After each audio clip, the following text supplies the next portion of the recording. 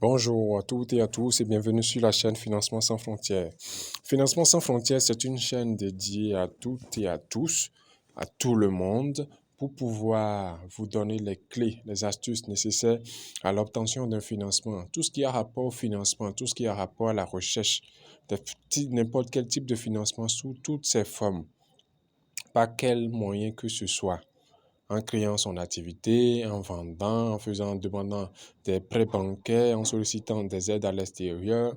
Oui, nous sommes là pour pouvoir vous solutionner à tous ces problèmes-là, à toutes ces situations, à tous ces besoins-là.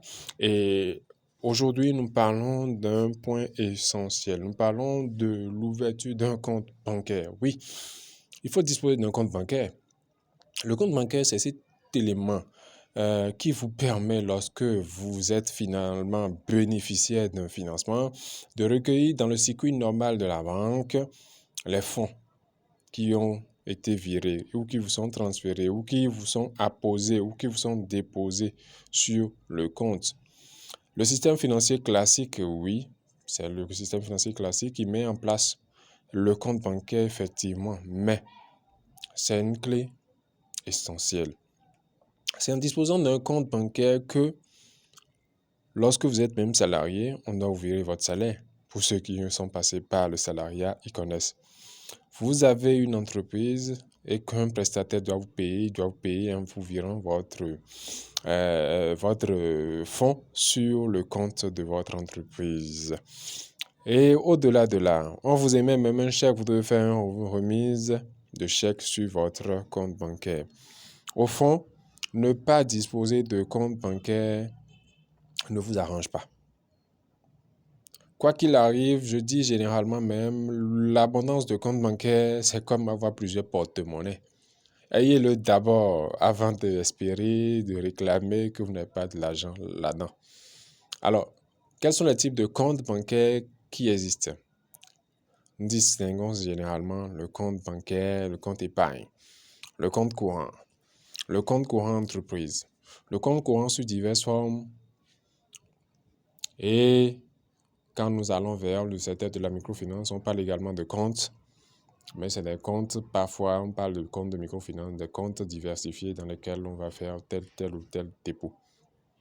Mais restons concentrés sur la banque. À la banque, nous distinguons généralement le compte courant et le compte épargne.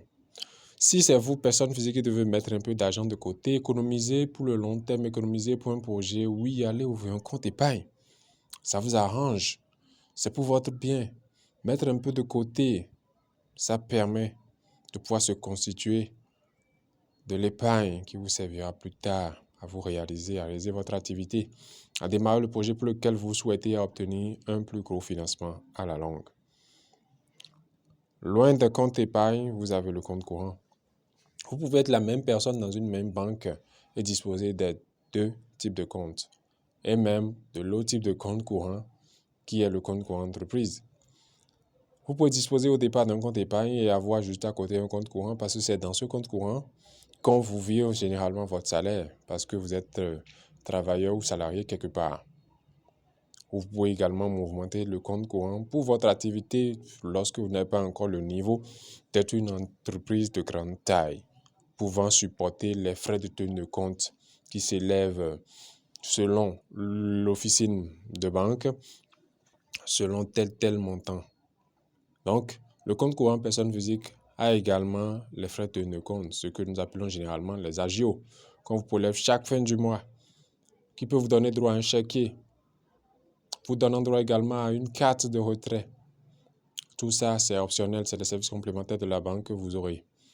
Mais il faudra se constituer au départ des pièces administratives pour se rapprocher de la banque, pour faire l'ouverture de ces différents types de comptes personnes physiques. Et quand nous parlons maintenant de compte courant entreprise, c'est ce compte courant, comme je le disais en premier lieu, qui vous sert d'opération avec vos partenaires, recevoir des transactions, transférer de l'argent de votre compte même vous-même, virer, payer le salaire de vos agents. C'est à partir de votre compte courant entreprise que vous allez pouvoir faire tout cela.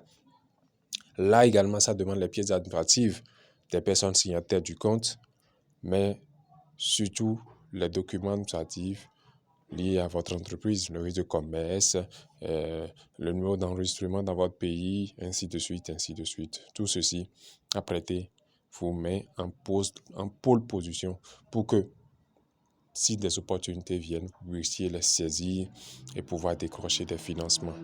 Donc, c'est dans cette optique que la chaîne Financement sans frontières a souhaité vous faire cette vidéo, cette production, afin de vous aider à pouvoir vous mettre en pole position, comme je le disais, et décrocher le financement à venir. Alors, merci beaucoup à vous. Si vous voulez avoir davantage de précisions et d'informations dans les différents types d'informations, de comptes, de types de comptes, et avoir plus de détails, dites-le nous en commentaire.